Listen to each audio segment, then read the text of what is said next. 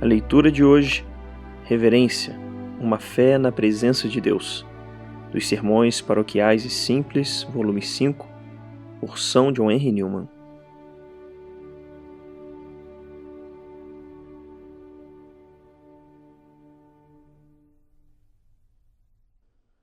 Os teus olhos verão o Rei em sua formosura, eles contemplarão a terra que está muito distante.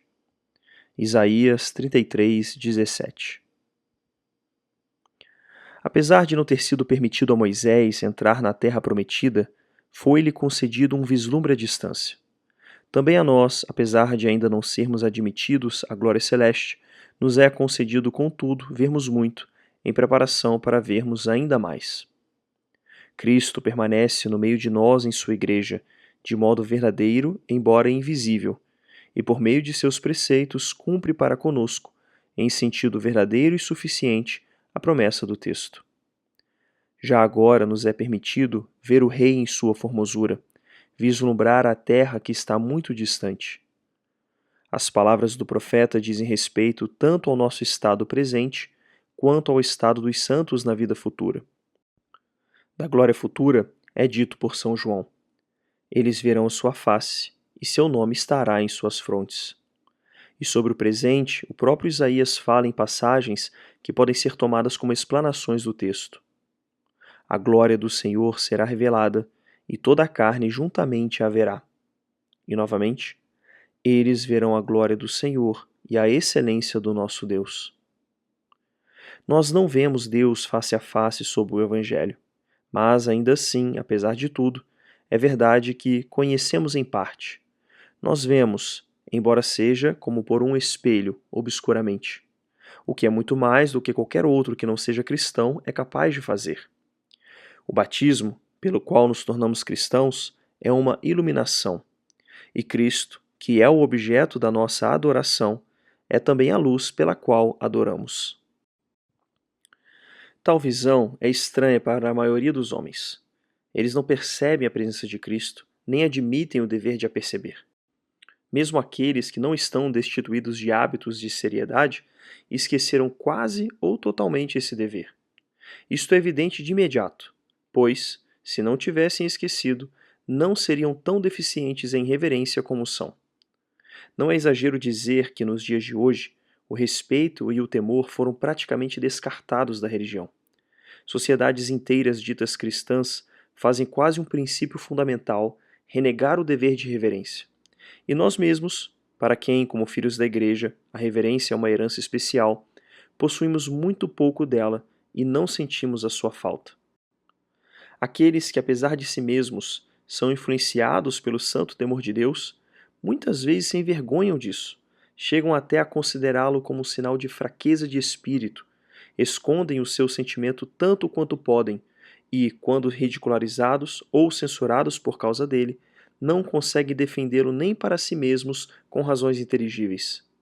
Desejam, é verdade, conservar a reverência no seu modo de falar e agir em relação às coisas sagradas, mas não sabem como responder às objeções, nem como resistir aos costumes e modas dominantes. E, por fim, começam a desconfiar e a temer os seus próprios sentimentos instintivos. Aproveitemos, pois, a ocasião da promessa contida no texto, tanto para descrever o defeito religioso a que aludi, como para indicar o remédio para ele. Existem duas classes de homens que carecem de reverência e temor, e, lamentavelmente, em conjunto, constituem grande parte da parcela religiosa da comunidade. Isso é, de fato, lamentável, se assim o é. Não é de admirar que os pecadores vivam sem o temor de Deus. Mas o que deveríamos dizer de uma época ou de um país em que até mesmo as classes mais sérias, aqueles que vivem segundo princípios e dizem possuir critério em matéria religiosa, que olham para o futuro e pensam que sua conta está em ordem e que estão sob o favor de Deus, quando até mesmo tais pessoas sustentam, ou ao menos agem como se sustentassem, que o espírito do santo temor de Deus não faz parte da religião. Se a luz que existe em nós é trevas, quão espessas são essas trevas? Estas são as duas classes de homens que são deficientes a este respeito. Primeiro, aqueles que pensam que nunca estiveram grandemente sob o desagrado de Deus. Depois, aqueles que pensam que, embora o tenham estado outrora, já não o estão de modo algum, pois todos os seus pecados lhes foram perdoados. Aqueles, por um lado, consideram que o pecado não é um grande mal em si mesmo.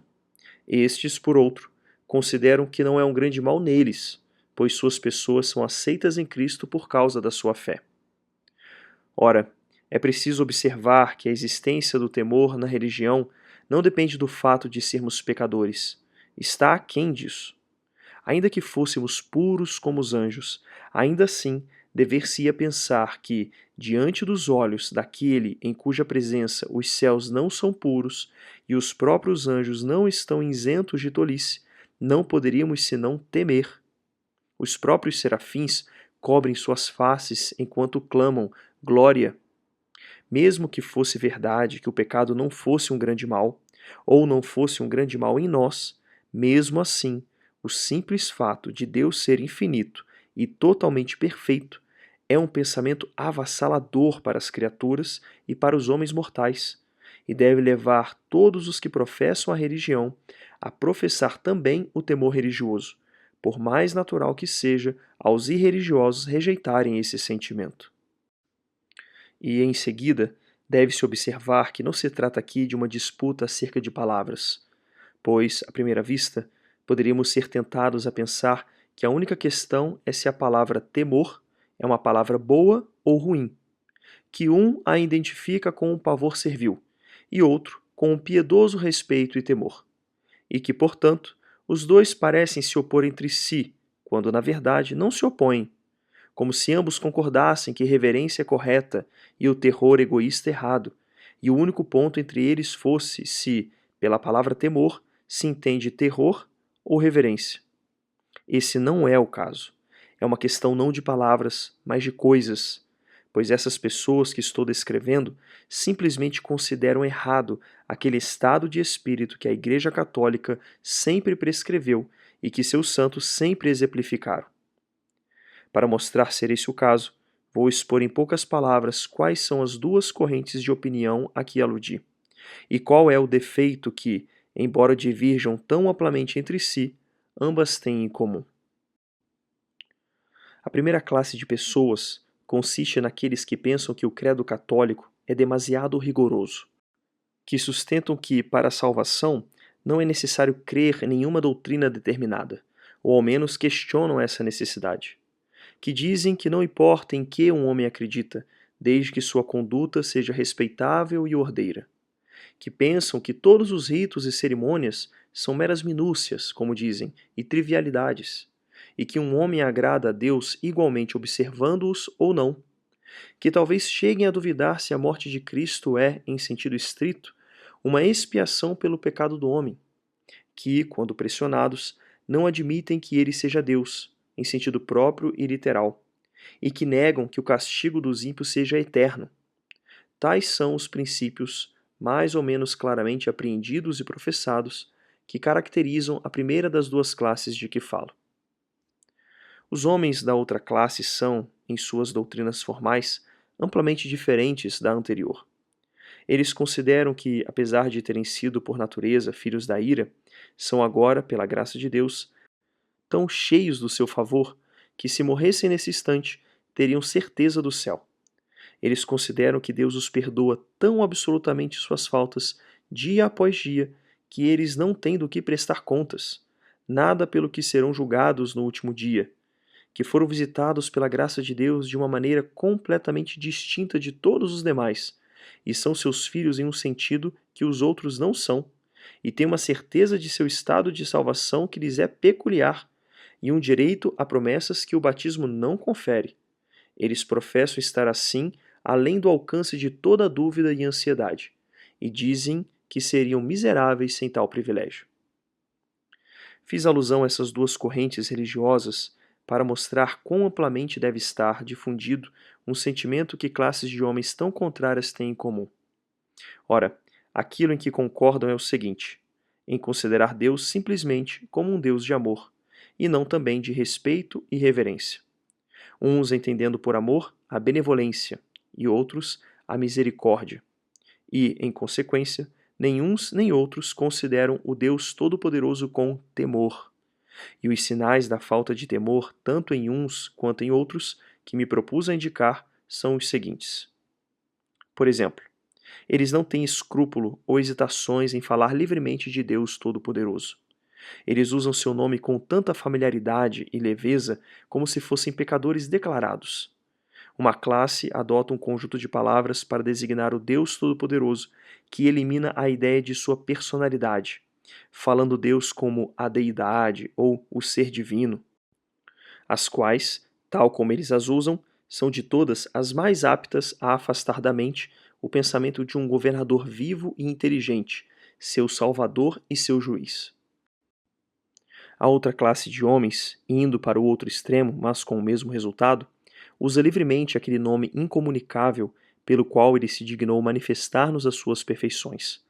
Quando ele apareceu a Moisés, revelou o seu nome, e esse nome mostrou-se tão sagrado aos nossos tradutores das Escrituras que tiveram escrúpulos em usá-lo, substituindo pela palavra Senhor por reverência, embora o nome aparecesse continuamente no Antigo Testamento. Ora, as pessoas em questão deleitam-se num uso familiar, em orações, hinos e conversas, daquele nome pelo qual eles designam aquele diante de quem os anjos tremem. Nem mesmo aos nossos semelhantes nós chamamos livremente pelos seus próprios nomes, a não ser quando estamos à vontade com eles. E, contudo, pecadores suportam tratar com familiaridade o nome pelo qual eles sabem que o Altíssimo distinguiu-se de todas as criaturas. Outro exemplo da falta de temor é a maneira ousada e inescrupulosa com a qual os homens falam da Santíssima Trindade e do mistério da natureza divina. Usam termos e expressões sagradas, quando surge ocasião, de forma rude e abrupta, e discutem pontos de doutrina relativos ao Santo dos Santos e ao Eterno, até mesmo, se posso afirmá-lo sem irreverência, em meio a bebidas, talvez argumentando contra, como se ele fosse alguém semelhante a eles próprios. Outro exemplo dessa falta de temor é encontrado na maneira peremptória com que os homens determinam o que o Deus Todo-Poderoso deve fazer e o que ele não pode deixar de fazer, como se eles fossem senhores de todo o desígnio da salvação e pudessem antecipar sua alta providência e vontade. E outro ainda é a confiança com que frequentemente falam de terem sido convertidos, perdoados e santificados, como se conhecessem seu próprio estado tão bem como Deus o conhece. Outro exemplo é a relutância tão frequentemente sentida em inclinar-se ao nome de Jesus, mas a impaciência demonstrada para com aqueles que o fazem, como se não tivesse nada tremendo na ideia do Deus eterno feito homem, e como se não expressássemos devidamente nosso assombro e reverência perante esse mistério, praticando aquilo que São Paulo prescreveu em termos expressos. Outro exemplo é a forma descuidada com que os homens falam das ações e palavras terrenas de Nosso Senhor, como se ele fosse um mero homem. Ele era homem, de fato, mas ele era mais que homem. E ele fez o que o homem faz, mas esses seus atos eram atos de Deus, e não podemos separar o ato do agente, tal como não podemos separar nosso braço do nosso corpo.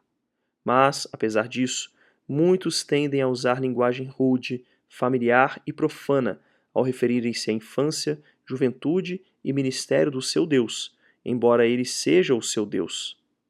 E outro é a familiaridade com que muitas pessoas se dirigem a Nosso Senhor na oração, aplicando-lhe epítetos e adotando um tom de linguagem que não convém a criaturas, para não dizer pecadores.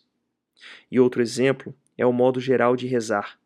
Refiro-me a uma linguagem difusa e livre, com palavras enfáticas e marcantes, em um estilo, por assim dizer, colorido ou ornamentado, com pompa de expressão e tom oratório, como se rezar fosse pregar, e como se o seu objetivo não fosse dirigir-se a Deus Todo-Poderoso, mas impressionar e comover aqueles que os ouvem. Outro exemplo desta falta de reverência é a introdução ao falar ou escrever de palavras graves e solenes apenas por efeito, para completar ou conferir dignidade a uma frase. E outro exemplo é a irreverência na igreja. Sentar-se em vez de ajoelhar-se na oração, ou fingir ajoelhar-se, mas na realidade permanecer sentado, ou ainda ficar folgado ou entregar-se a outras posturas indecorosas, e mais ainda, olhar à volta enquanto se reza e observar o que os outros estão fazendo. Estas são algumas das muitas peculiaridades que caracterizam a religião dos nossos dias, e são manifestadas algumas em uma classe de homens e outras em outra, mas todas se encontram em uma ou em outra, e elas são exemplificações do que quero dizer quando afirmo que a religião de nossos dias é destituída de temor. Muitos outros exemplos de muitos outros tipos poderiam ser mencionados. Por exemplo, a liberdade com a qual os homens se propõem a modificar os preceitos de Deus para adaptá-los à sua própria conveniência ou adequar-se à época. A confiança em suas próprias noções prévias e pessoais sobre as coisas sagradas, sua falta de interesse e de cuidado em investigar qual seja provavelmente a vontade de Deus, seu desprezo com qualquer concepção dos sacramentos que ultrapasse a evidência de seus sentidos, e sua confiança em determinar a ordem de importância em que os distintos artigos da fé cristã se encontram. Tudo isso mostra que não se trata de uma questão de palavras saber se os homens têm ou não temor, mas que há um algo que eles realmente não têm, qualquer que seja o nome que demos a isso. Até aqui, considero estar claro. O único ponto que pode ser debatido é se os sentimentos que venho descrevendo são necessários, pois cada uma das duas classes que mencionei defende que eles são desnecessários. Uma os julga incompatíveis com a razão, a outra com o Evangelho. Uma os considera supersticiosos, a outra legalistas ou judaicos. Consideremos, portanto, estes sentimentos de temor e reverência são sentimentos cristãos ou não? Algumas poucas palavras serão suficientes para decidir a questão. Digo, pois, isto, que acredito que ninguém pode razoavelmente contestar. Eles são o tipo de sentimentos que nós deveríamos ter, sim, ter em um grau intenso, se tivéssemos literalmente a visão do Deus Todo-Poderoso. Eles são, portanto, o tipo de sentimentos que nós teremos se nós percebermos sua presença. Na proporção em que acreditamos que Ele está presente, teremos esses sentimentos. E não os ter significa não perceber, não acreditar que Ele está presente. Se, pois, é um dever sentir como se nós o víssemos, ou ter fé, é um dever ter esses sentimentos. E se é um pecado ser destituído de fé, é um pecado não possuir esses sentimentos. Reflitamos sobre isso por um momento. Quem, pois, ousaria negar que se víssemos Deus, sentiríamos temor? Tomai o mais frio e mundano de todos aqueles que minimizam o Evangelho, ou tomai o mais inflamado e fanático daqueles que consideram o Evangelho como exclusivamente seu. Tomai aqueles que julgam que Cristo não nos trouxe nada de grandioso, ou aqueles que pensam que ele trouxe tudo para si mesmos. Eu digo, será que qualquer um desses deixaria de sentir grande temor se visse Deus? Certamente é uma verdade incontestável dizer que qualquer criatura temeria. Mas por que temeria? Seria simplesmente por ter visto Deus ou por saber que Deus estava presente? Se fechasse os olhos, ainda assim temeria, pois seus olhos lhe teriam transmitido a solene verdade. Ter visto seria o suficiente. Mas, sendo assim, não decorre imediatamente que se os homens não sentem temor, é porque eles não agem como agiriam se o vissem, isto é, eles não sentem que ele está presente? Não é absolutamente certo que os homens não pronunciariam o nome do Deus Todo-Poderoso com tanta liberdade se pensassem que ele está realmente ouvindo, ou melhor, bem ao lado deles enquanto falam? O mesmo se aplica aos outros exemplos de falta de temor de Deus que mencionei. Todos provêm de uma insensibilidade à presença de Deus. Se um homem acredita que ele está presente, envergonhar-se-á de dirigir-se a ele com familiaridade, ou de usar diante dele palavras irreais, ou de julgar peremptoriamente, segundo o seu próprio juízo, qual é a vontade de Deus, ou de reivindicar ser seu confidente, ou de se dirigir a ele com uma postura corporal familiar. Digo, tomai o homem que seja o mais confiante de que não tem nada a temer na presença de Deus, e que o Deus Todo-Poderoso está em paz com ele, e colocai-o diante do trono de Deus. Será que ele não teria nenhuma inquietação? E será que ele ousará dizer que tais inquietações são uma fraqueza, uma mera perturbação irracional que ele não deveria sentir? Isso ficará mais claro ao considerarmos como são diferentes os modos como nos comportamos e falamos de nossos amigos, estando eles presentes ou ausentes. A sua presença é como um freio para nós. Atua como uma lei externa, obrigando-nos a fazer ou a não fazer aquilo que não deveríamos fazer, ou fazer de modo diferente, ou fazer apenas por causa da sua presença. Isso é exatamente o que falta à maioria dos homens na sua religião atualmente. Uma restrição externa como essa, que nasce da consciência da presença de Deus. Considerai, digo, quão diferentemente falamos de um amigo, por mais íntimo que seja, quando está presente ou quando está ausente. Considerai como nos sentimos caso começássemos a falar dele como se não estivesse presente e de repente descobrimos que ele está.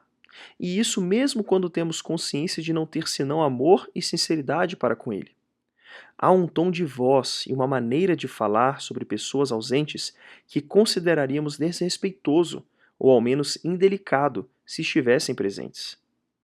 Quando isso acontece, sempre pensamos, mais ou menos, ainda que seja inconscientemente, em como eles receberão o que dizemos, como isso os afetará, o que dirão a nós ou o que pensarão de nós em resposta. Quando uma pessoa está ausente, somos talvez tentados a dizer com confiança qual é a sua opinião sobre determinados assuntos, mas, estando ela presente, medimos nossas palavras. Mal gostaríamos de falar, pela viva consciência de que podemos estar enganados e de que Ele está presente para nos corrigir. Somos muito cautelosos em dizer quais são seus sentimentos acerca da matéria em questão, ou qual é a sua disposição em relação a nós. E em todas as coisas observamos uma deferência e uma delicadeza no nosso comportamento em relação a ela. Ora, se nos sentimos assim em relação a nossos semelhantes, como nos sentiremos na presença de um anjo? E, sendo assim, o que sentiremos na presença daquele que tudo conhece e tudo perscruta, o juiz dos homens? Aquilo que é respeito e consideração no caso de nossos semelhantes, torna-se temor religioso em relação a Deus Todo-Poderoso. E aqueles que não o temem, em resumo, não acreditam que ele os vê e os ouve. Se eles acreditassem, cessariam de se vangloriar com tanta confiança de que ele tenha pensamentos favoráveis para com eles, de predizer suas ações, de pronunciar-se sobre suas revelações, de usar livremente seu nome e de dirigir-se a ele com familiaridade. Ora, no que foi dito até aqui, não se levou em conta, como já observei, o fato de sermos pecadores, uma raça, na melhor das hipóteses, corrompida e contaminada, enquanto ele é o Deus Santíssimo, o que certamente deve aumentar grandemente nosso temor e reverência, e de modo algum diminuí-los pelo fato de termos sido tão maravilhosamente redimidos. Nem, além disso, levou-se em conta um outro ponto, sobre o qual acrescentarei algumas palavras. Há um sentimento peculiar com o qual consideramos um morto. De onde provém isso? De estar ausente? Não, pois não sentimos o mesmo em relação àquele que está apenas distante, mesmo que esteja no outro lado do mundo. Será porque nós nunca mais o veremos nesta vida? Não, certamente não, pois podemos estar perfeitamente seguros de que nunca mais o veremos quando parte em viagem para o estrangeiro. Podemos saber que ele morrerá longe, e talvez ele de fato morra longe. Mas alguém dirá que, uma vez que chegue a notícia de que ele tenha morrido, nosso sentimento ao pensar nele não mude completamente? Certamente é a passagem para um outro estado que causa uma impressão sobre nós e nos leva a falar dele como falamos, isto é, com uma espécie de reverência. Não sabemos o que ele é agora, qual sua relação conosco, o que ele sabe de nós. Nós não o entendemos, não o vemos. Ele passou para a terra que está muito distante. Mas não é de modo algum certo que ele não conserve alguma misteriosa ligação conosco. Assim, o fato de não ser visto com nossos olhos corporais, enquanto talvez esteja presente, torna o pensamento sobre ele mais grave. Aplicai isso ao assunto que temos diante de nós e percebereis que há um sentido, um verdadeiro sentido, em que a presença invisível de Deus é mais terrível e avassaladora do que se o víssemos. E assim, também, a presença de Cristo, agora que é invisível, traz consigo uma multidão de sentimentos elevados e misteriosos, tais como nada mais pode inspirar.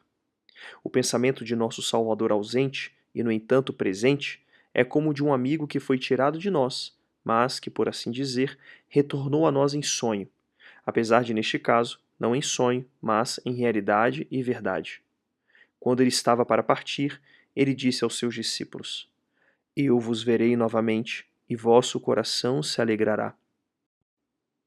No entanto, ele havia dito em outra ocasião: Dias virão em que o noivo lhes será tirado, e então eles jejuarão. Vede que aparente contradição, tal como a que acompanha a expressão de qualquer sentimento elevado em linguagem humana. Eles deviam alegrar-se porque Cristo vinha, e, no entanto, chorar porque ele partia.